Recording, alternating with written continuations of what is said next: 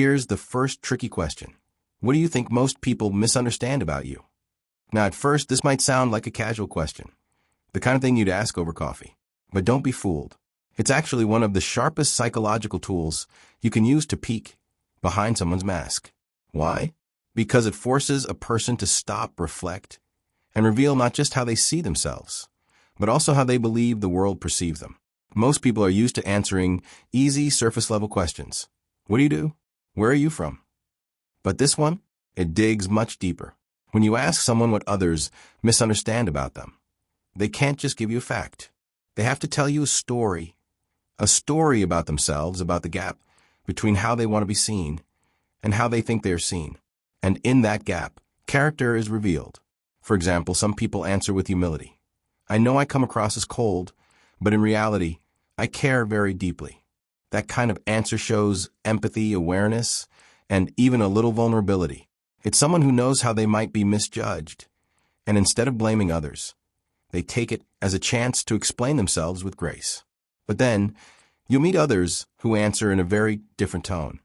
People just don't get how smart I really am, or everyone is against me. When you hear answers like that, pay attention. They're not just reflecting. They're exposing their insecurities. They might be playing the victim, or they might even be showing arrogance, the belief that the world owes them recognition. Carl Jung would say this is where the shadow comes into play. Remember, the persona is the mask we wear, the image we want others to believe. The shadow is what we keep hidden, sometimes even from ourselves. When someone answers this question, they're essentially telling you what they think their persona is. People see me as X, but they're also hinting at their shadow. But really, I'm Y. And the distance between those two sides shows you how integrated they are as a person. Let's make this more concrete with two quick examples. A kind but firm leader might say, people think I'm strict, but that's only because I care deeply about fairness. Notice the balance here. They acknowledge how they're perceived, but they explain it in a way that reveals a deeper value. That's maturity.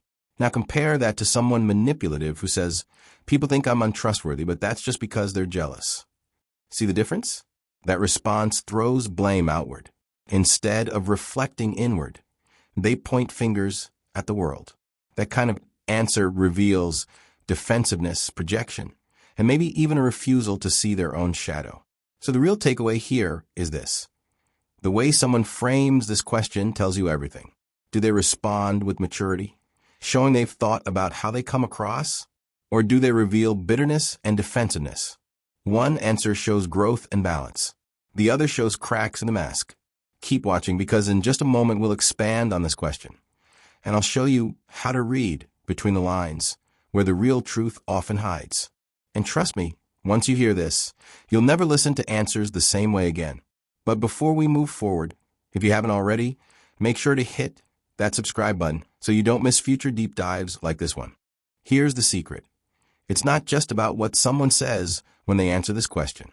It's about how they say it. Let's imagine you ask someone, what do you think people misunderstand about you? One person laughs softly and says, well, people think I'm serious all the time, but honestly, I'm just shy at first. Notice the lightness? The humor? That answer reveals self-awareness without bitterness. Now imagine someone else answers the same question, but with a sharp tone. People always assume I'm selfish. They just don't understand how hard my life has been. Hear the difference? The words may sound like self-defense, but the tone shows a layer of resentment. That's when you start to see the shadow peeking through. Carl Jung talked about projection. This is when people unconsciously throw their own hidden qualities onto others. So when someone says, people think I'm manipulative, what might actually be happening?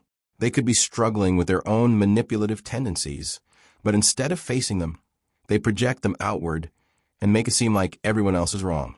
That's why you should always listen carefully between the lines. Ask yourself, do they take responsibility, or do they only blame others?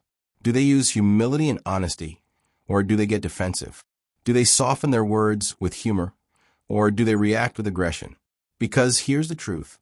This question doesn't just reveal how others see them. It reveals how they see themselves, and whether they've done the deep work of facing their own shadow. So the next time someone answers, don't just hear the words. Watch their eyes, Listen to their tone. Notice whether they're at peace with their answer or still fighting against it. That's where the real character shows. And in a moment, we're going to look at the second tricky question. The one Jung would say slices straight through the mask and shows you the heart of someone's values. But trust me, before we get there, you want to really let this first one sink in. Here's the thing. When you ask someone, how do you think most people misunderstand about you, it's not just about the words they choose. It's about the tone, the energy, and even the pauses in between. Think about it. One person might answer with a soft laugh. People think I'm distant, but honestly, I'm just shy at first. That's light, humble, and it shows self-awareness without bitterness. You immediately feel this person has made peace with how they're perceived. But now imagine someone else leans forward, frowns, and says sharply, "People always think I'm selfish. They just don't understand how much I've suffered." Same type of answer, completely different vibe. That edge of resentment reveals something deeper. Unresolved frustration. Maybe even a shadow they haven't faced. Carl Jung often talked about projection. When people accuse the world of misunderstanding them, they might actually be unconsciously admitting to qualities they themselves struggle with. For instance, someone who says, "Everyone thinks I'm manipulative," may actually be wrestling with their own tendency to manipulate. But instead of owning it, they frame it as everyone else's problem. So the trick here is to listen beyond the words. Ask yourself, are they taking responsibility or are they blaming? Do they use humor or humility or do they react with aggression? Do they sound like they're at peace with their answer or still fighting it? Because the truth is, this question doesn't just expose what others think of them. It exposes whether they've done the hard inner work of facing their own shadow. And once you start noticing these patterns, you'll never be able to unhear them again. And now, it's time for the second question. And let me tell you, this one cuts even deeper. If the first question shows you how people see themselves, the second reveals how they treat others. And that's where true character lives. This second question might just be the ultimate test of character. How you treat people who can't do anything for you. Unlike the first one, which is about self-reflection, this one goes straight to values and action. Because here's the truth. It's easy to be nice to your boss, to charm someone you're attracted to, or to show respect to someone who has influence. But the real test comes when you're face-to-face with someone who holds no power over you. Someone who can't boost your status, can't open doors for you, and can't give you anything in return. Carl Jung believed that character isn't revealed in how we treat our equals or superiors, but in how we treat those who are overlooked, powerless, or vulnerable. And that's why this question is so powerful. It strips away the performance. If someone answers, "I treat everyone the same," that might sound nice, but here's the catch. If they can't back it up with real examples, it might just be empty talk. The truth shows up in the details.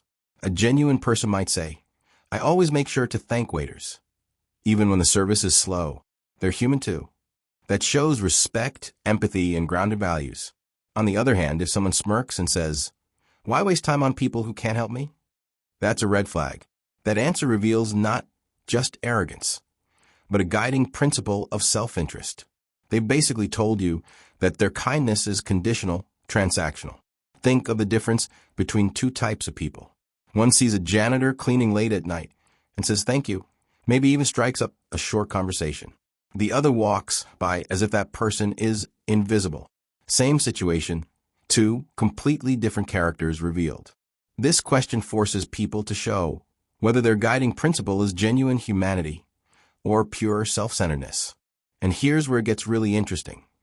Most people don't even realize they're revealing their deepest values when they answer. They think they're just talking casually. But in reality, they're handing you a window into their soul.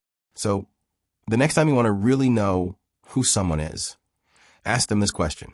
And listen carefully, not just to the words, but to the story behind them. Because once you do, you'll see right through the mask. And don't go anywhere, because after this, we're going to connect both questions together and show you why, when used side by side, they can reveal more about someone's true self than months of small talk ever could. Carl Jung had a fascinating way of looking at this. He believed that the unconscious, the hidden parts of ourselves we don't always notice, reveals itself not in the big moments, but in the little values we carry. And one of the clearest ways to see those values is in how we treat the so-called small people in life. When someone talks down to a cashier, ignores the cleaner, or disrespects a waiter, what does that really show?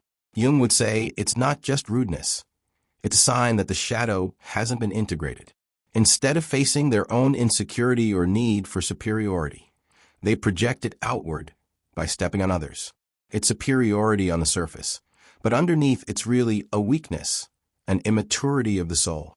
Now flip it around. Imagine someone who takes a moment to smile, to say thank you, to show patience with someone who has no power over them. That small act reveals something powerful. They've grown beyond the ego. They recognize that dignity isn't reserved for the powerful. It's something every human being deserves. Jung would call this a step toward wholeness, toward integrating both the light and the shadow into a balanced self.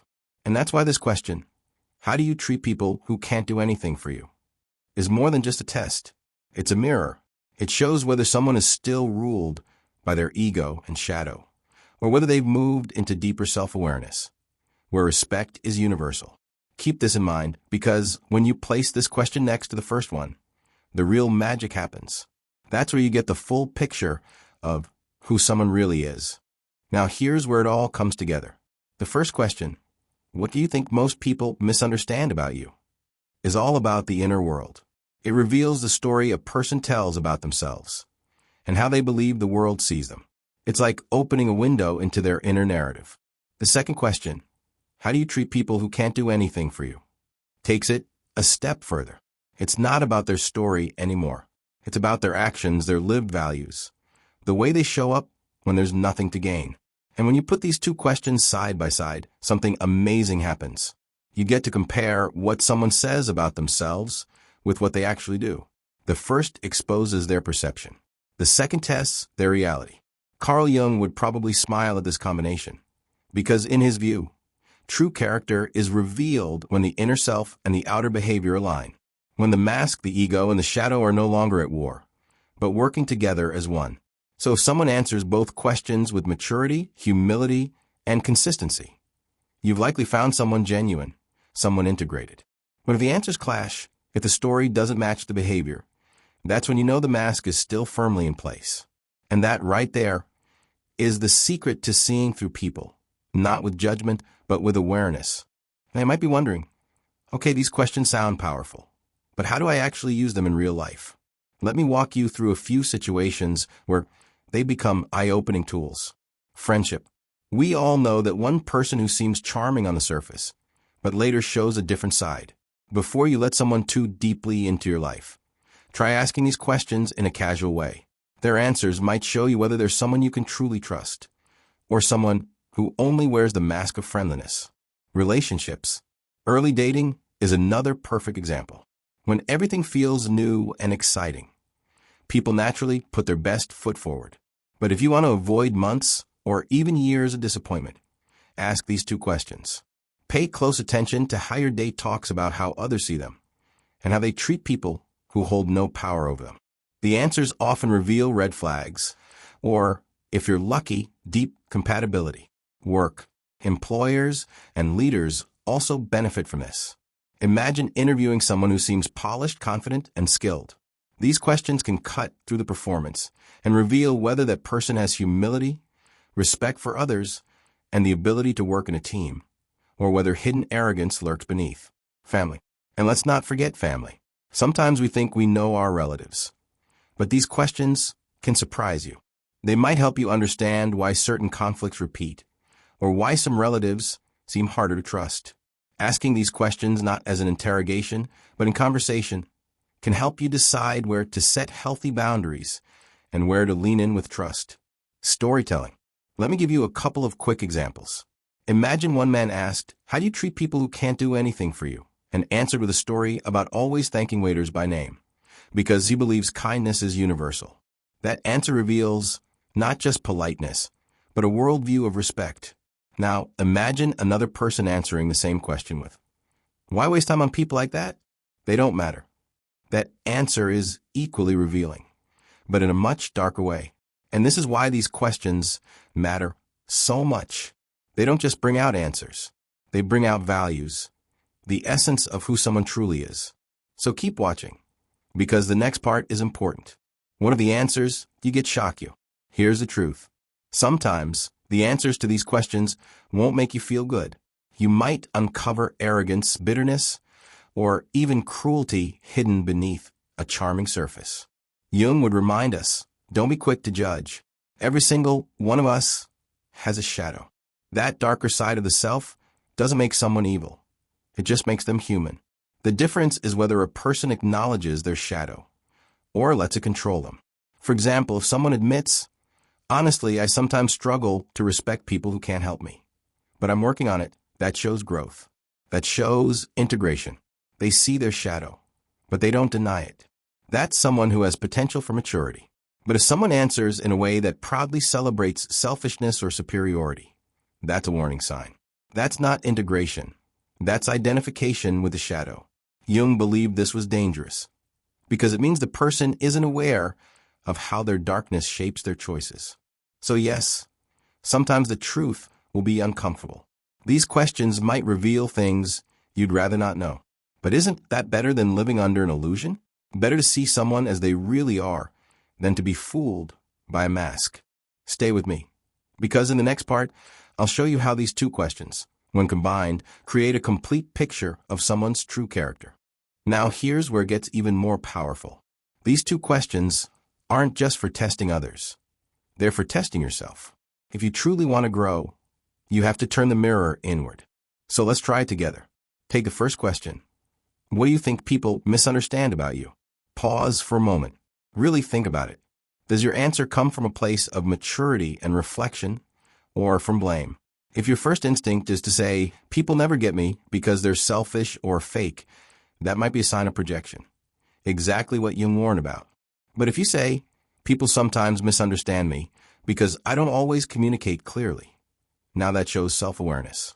The difference is whether you own your part in the story. Now the second question.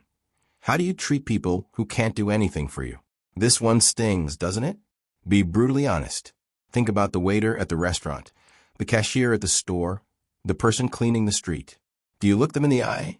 Do you acknowledge them as human beings with dignity? Or do you brush past them because they don't matter? Your honest answer to this question reveals more about your true character than anything you could say about yourself. And here's the beauty of it. The moment you become aware, you have the power to change. Self-awareness isn't about guilt or shame. It's about growth. Carl Jung believed true transformation comes not from pointing fingers at others, but from integrating your own unconscious patterns. In other words, don't just use these questions to unmask the people around you. Use them to peel back your own mask too. That's where real maturity begins. So before you rush to test someone else, sit with these questions yourself. Your answers might surprise you. And if you're brave enough to be honest, they'll also set you free. So let's bring this all together. We've talked about two deceptively simple but profoundly revealing questions. One uncovers how someone sees themselves in the world, their inner narrative. The other uncovers how they treat others when there's nothing to gain, their values in action. Together, they paint a picture of someone's true character more clearly than hours of small talk ever could. Carl Jung reminded us that behind every mask lies a shadow. And when you ask the right questions, the mask slips. That's when you see the truth, not just about others, but also about yourself. But here's the key. These questions aren't weapons. They're windows. Use them not to attack or expose, but to understand. Use them to build deeper connections, to set healthier boundaries, and to recognize who is truly worth your trust. Remember this. A person's true character is not revealed by what they say when life is easy. It is revealed by how they see themselves when misunderstood and by how they treat those who cannot give them anything in return. So here's my challenge to you. Ask yourself first, then ask others. Watch carefully, listen closely, and see what truths unfold. And if you found this video eye-opening, make sure you subscribe, because we'll keep exploring timeless wisdom from psychology to help you live with more clarity, confidence, and depth. Stay curious and remember, the greatest journey you'll ever take is the one inward.